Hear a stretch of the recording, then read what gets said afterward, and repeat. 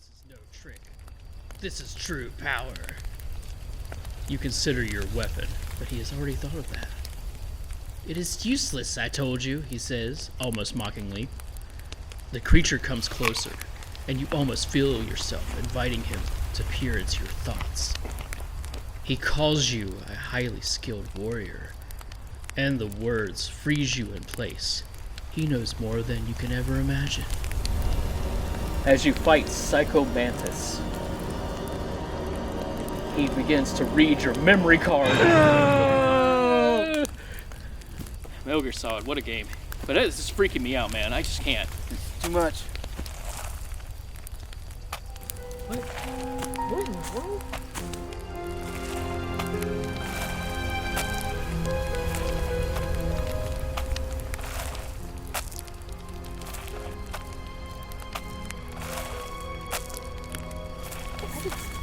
I heard ye story from over yonder.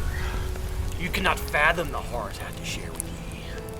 Does he talk like that? Talk like what?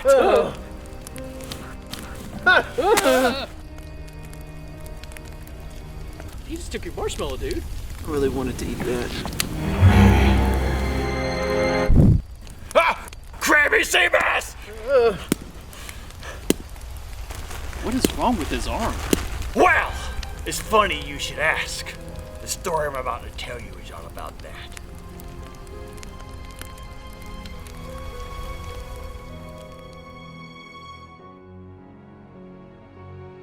When we all tend to think back, a lot of us remember our first gaming console. For me, it was the NES and the Sega Genesis. For people a generation behind, another system seems to spring to mind. This is where it seems to have started. First video game console, the Atari 2600. Out here we entertain ourselves at home, so we got an Atari video game. There's so many different games to play. We especially like Space Invaders, zapping those little devils from outer space. It's fun. Well, I hope you didn't commit to that being your final answer. Before Atari was even soldered on a circuit board, one man helped to usher in the gaming revolution. His name was Ralph Baer, a German immigrant who made his way to the United States at the age of 16 just before the Second World War. After serving under Eisenhower and designing D-Day training documentation, the war ends.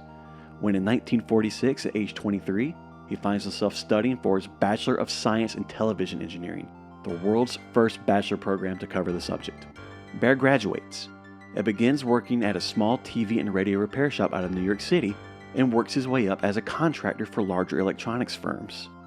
The years start to roll by when in 1955, Yes, of course, 1955. Baer is assigned the task of building the best television set ever, a task that does not even faze him. It was during this that a spark of inspiration hits.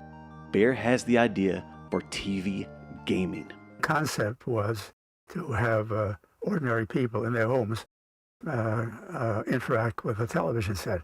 And think about it, a television set for the technology of the day was a pretty complex device. A way to utilize the growing popularity of the television to play games. What a crazy idea. Unfortunately, management did not agree with Baer and his idea for TV gaming. It was described as a little too outlandish and expensive, maybe even a little underrealized. Sadly, the idea was shelved into the deep recesses of Baer's mind, where it would sit for 11 years. By 1966, the electronics industry was sitting on a fault line, ready to be shaken up by the next big thing, as color TV starts inching its way into the forefront of this tale. I know what I've been missing now. Wow! I thought color TV. Components are plentiful and a whole hell of a lot cheaper than they were a decade earlier. At this point in our little story, Baer has now worked his way up to chief engineer for equipment designs at a defense contractor called Sanders Associates. Inspiration strikes once again, waiting on a bus, as he hastily scribbled down notes on a notepad, eager to make sure he did not lose his vision. These notes result in a 4-page document, a proposal for what he calls a TV game box. Baer set into action plans for sports games, instructional games, playing card games, as well as action games, all using a TV. The box was intended to be appealing and create an active environment around an inactive device. The US now had over 40 million television sets that were, as he put it, literally begging to be used. Baer, along with fellow engineer Bob Tremblay, set off in an undisclosed room at Sanders Associates to design their concept. While considered extremely rudimentary by today's graphical standards, a two-player game where the object was to pursue the other player's white dot called Chase was demonstrated to Baer's corporate director, Herbert Campman. Seeing the potential, but still speculative, Baer was given a budget of $1,500 to develop the device. To give you an idea of how much that is in today's money, this is around $14,000 in 2023.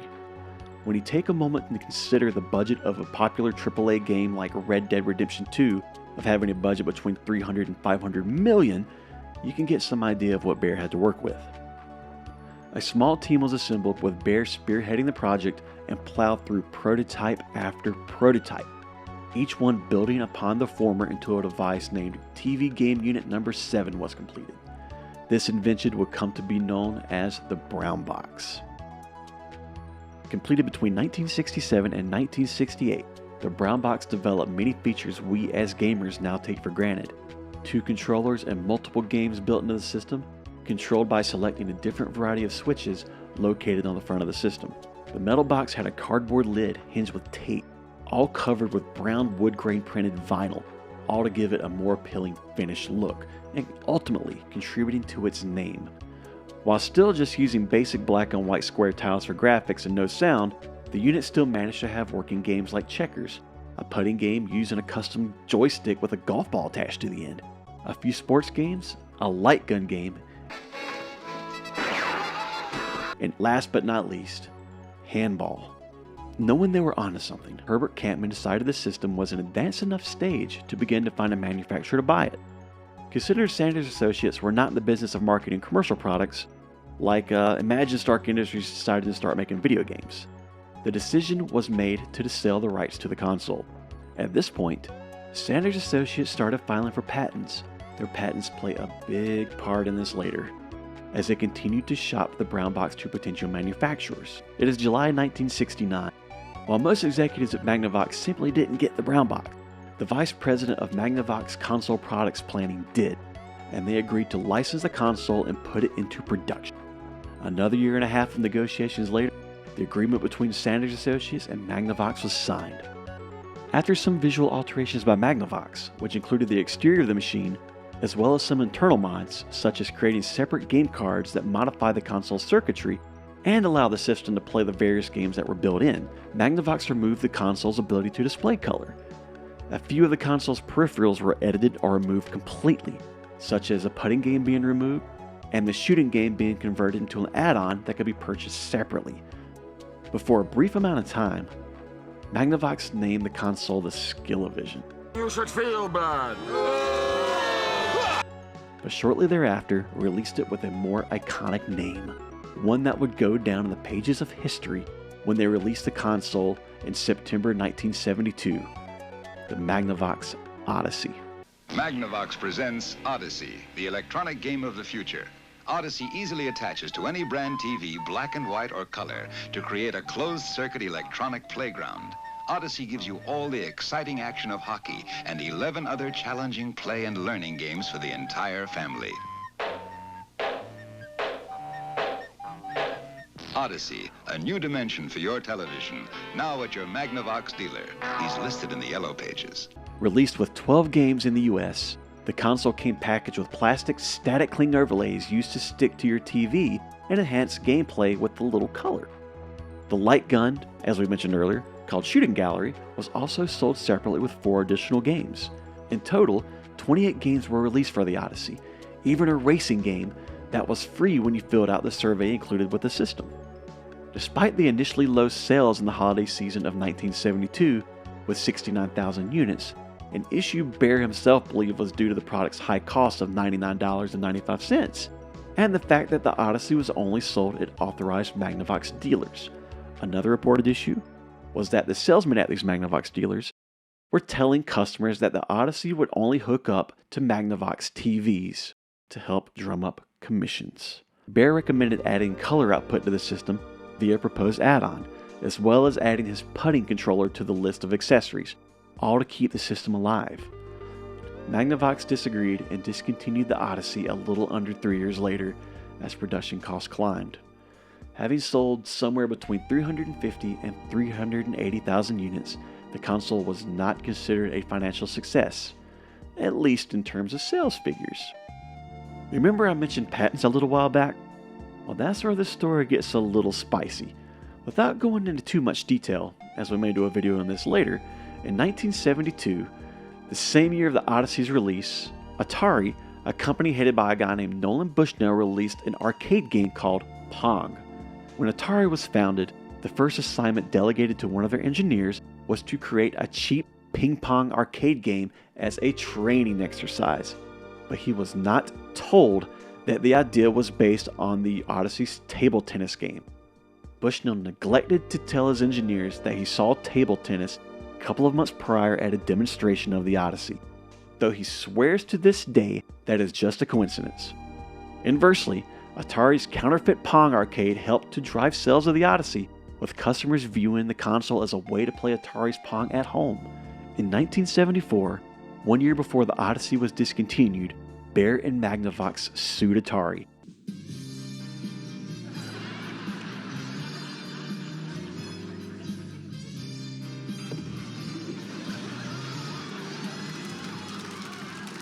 Alleging they had infringed on Sanders Associates' patents dating back to 1967 and 68.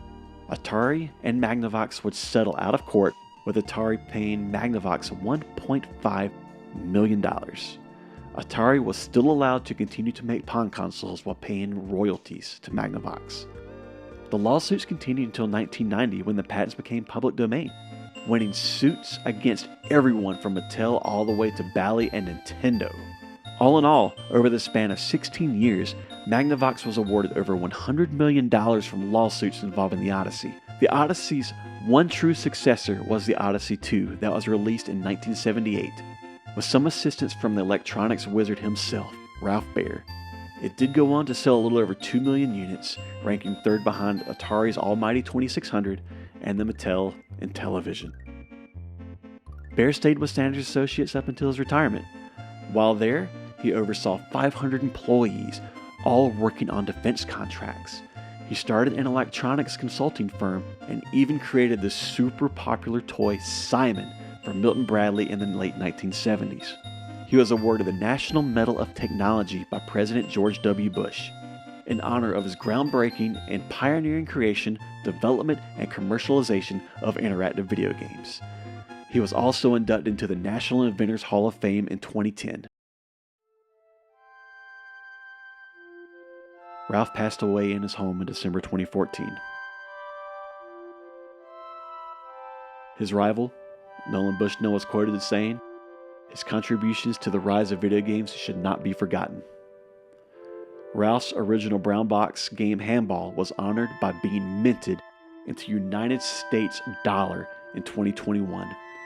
An original Odyssey, as well as the original brown box built by Baer himself, now resides at the United States Smithsonian in Washington, D.C.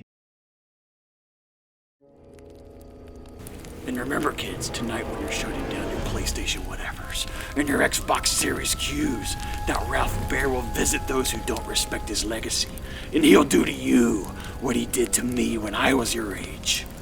And what happened? Well, I'm glad you asked. He took my hand and replaced it with this!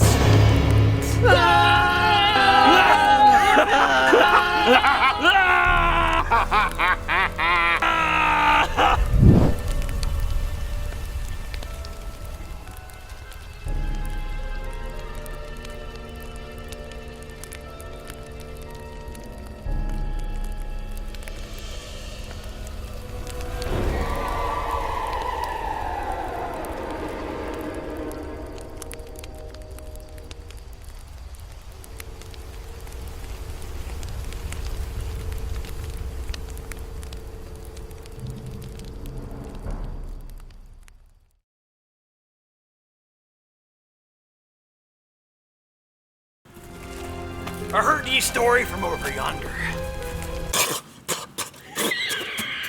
I should have laughed. I'm sorry. That was too good. If you could find a way to do that, like just a couple times without laughing, that would be funny. It's so irritating.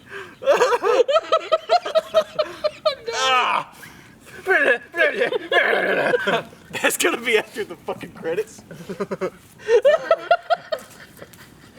Jesus Christ. Stop laughing. You just threw me off. I'm sorry. Stop laughing with it. Oh, God, my belly hurts now. Don't be laughing at me, chops. I'm sorry.